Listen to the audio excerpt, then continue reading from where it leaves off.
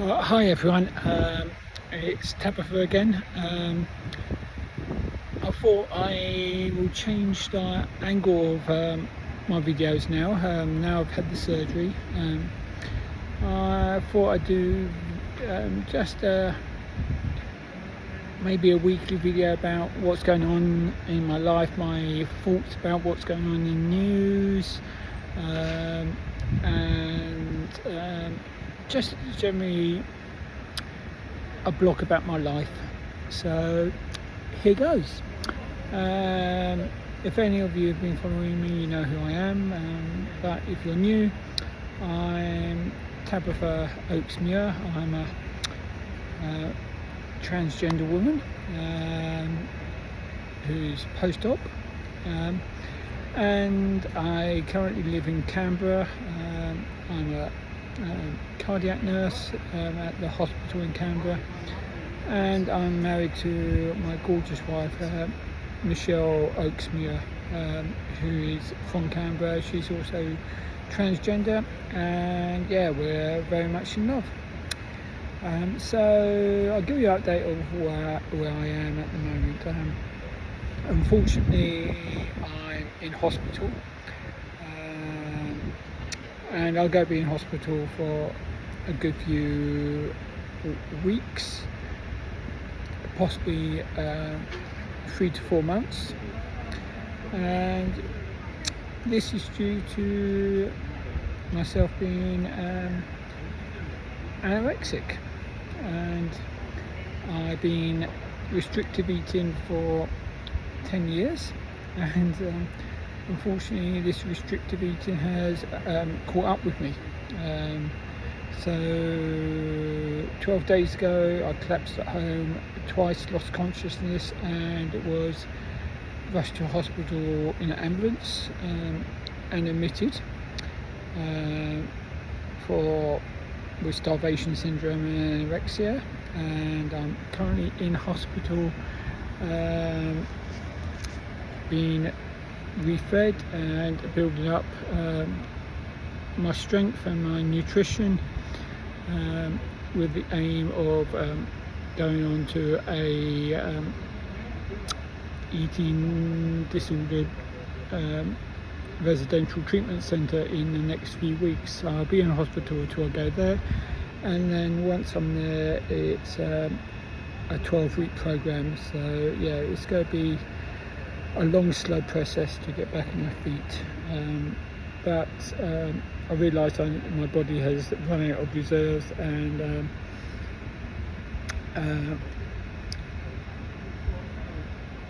I'm in the right place. I need to build up my strength and my muscles, and change my attitude towards food. And if you look at me, some would say you don't look anorexic. Yeah, I don't look like what people imagine typical anorexic looks like, but I have something called atypical anorexia, which is where I have a normal body weight, but undertake actions which are designed to reduce my intake of food and water, to lose weight, restrictive eating. I've got some body dysmorphia, and yeah, unfortunately I've been doing this restrictive eating for the last 10 years, and it's finally caught up with and depleted my reserves. But I'm getting treatment, I'm improving every day. Yeah, I'm currently not allowed off the ward unless I'm in a wheelchair, and I'm not allowed to do much exercise. I'm monitoring what I'm eating, even though I don't feel like eating much, but that's where I am at the moment. I'll keep you updated on how I'm doing and my progress on recovery. Yeah, Michelle has been a great support for me while I've been in hospital so far, and she will continue being there for me. in body and soul, and supporting me in whatever way she can. So what else has been going on in our lives since I last spoke to you? Well, we have moved. I have started my new job as a cardiac nurse at Canberra Hospital, and I'm loving my job. The team is brilliant, very accepting of me, treating me as just one of the girls. And it's a really good team. I love the job. I love meeting the patients. I love doing my pre-admission work on the phone, contacting the patients and making sure they're ready for the procedure and explaining the procedures. They're really nice to me. They look after me, they worry about me. So and it's nice to have weekends and nights off and be able to do stuff. So that's that. Me and Michelle have also moved from Braddon in Canberra to Garran in Canberra by Woden, right next door to the hospital. I can now walk to work, and it's a nice short walk, just 8 minutes down the road. The new apartment is absolutely amazing, and now we've got it all sorted and laid out thanks to Michelle's hard work. It feels like our place rather than the Braddon flat felt like Michelle's place, and the Lockerbie house felt like my place. So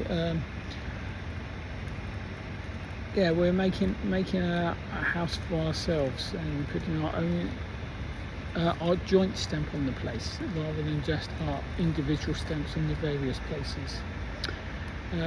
We've been in there about 7 weeks now.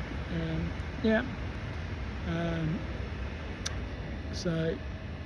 settling in. Michelle is hoping to get back to work and start cutting hair and developing, bringing in some money for us.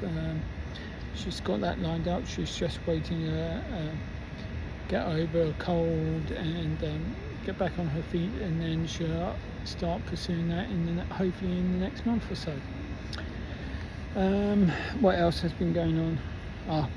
I have experienced a wonderful silent disco at the National Museum of Australia, which was an amazing event. I went by myself because Michelle wasn't well, but I was made to feel welcome. I was invited to join other people to dance with them, so I wasn't dancing by myself, but it didn't matter about dancing by myself. And it was an amazing event, and me and Michelle and a couple of other people will hopefully go again in September to one of the next events at the National Gallery of Australia.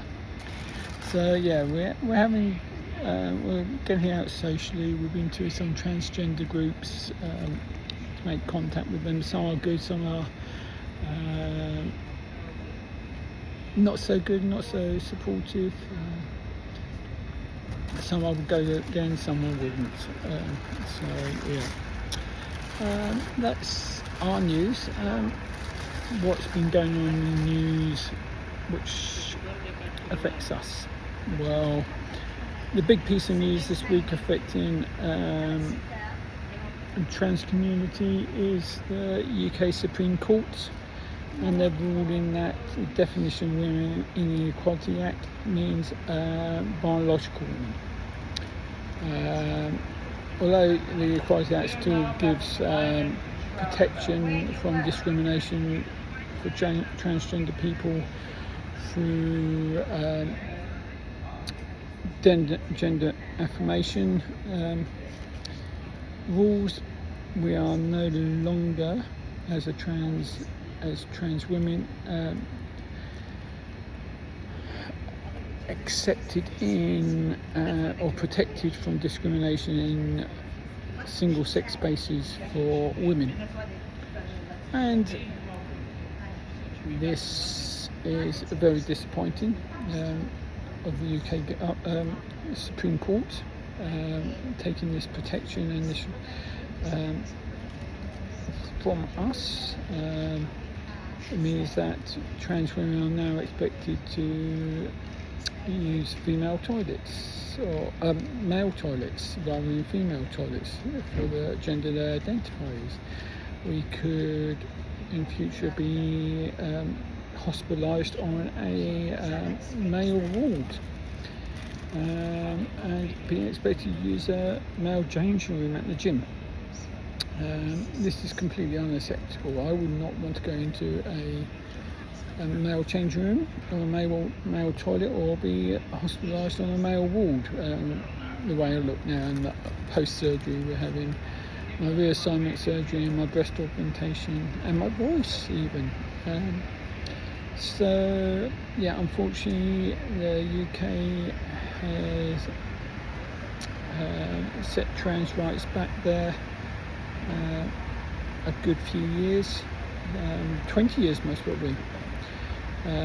Yeah, I have my gender recognition certificate. I will have my birth certificate which states I'm female from birth, so I don't see why I should be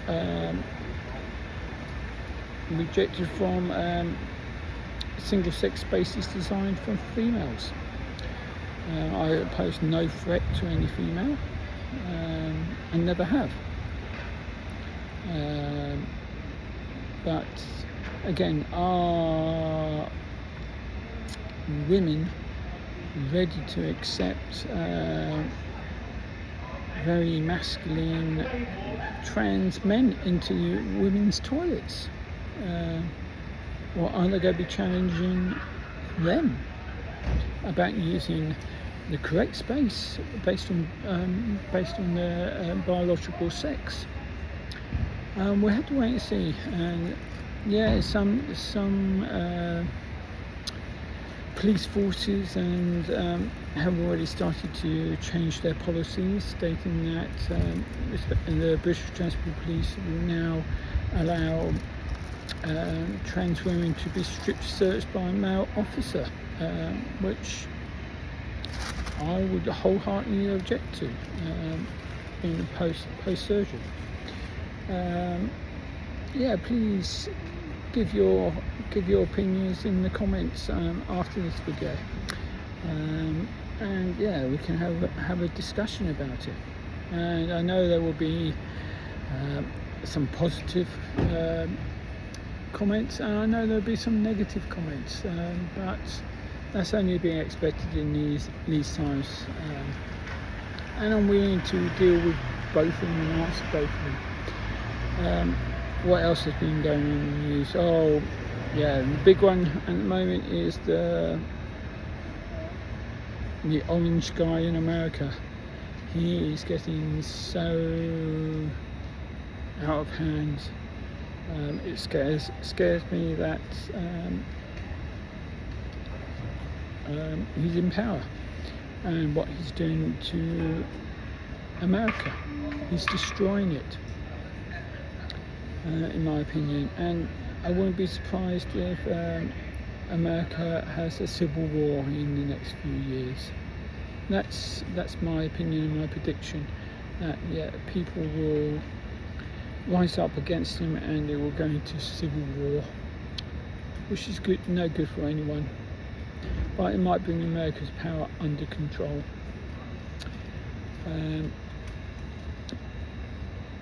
But yeah, I have no wish to go to America at the moment until he's out of power and they start restoring protection for people over there and start realising their mistake. I cannot understand how the American population can be so blind and voting back in after what he did during his previous term. The only president to be impeached twice. Need I say more? What else? We've got a federal election in Australia. Unfortunately, I can't vote because I'm only a resident and not a citizen. But again, there's threats to the trans community from the Liberals and Peter Dutton's party or coalition. And we'll wait and see how that turns out on the 5th of May.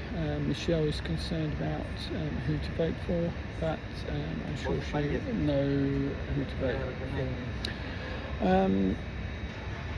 As I said, I'll try and do one of these videos once a week looking at what's been going on in the news here in Australia, back in the UK, around the world.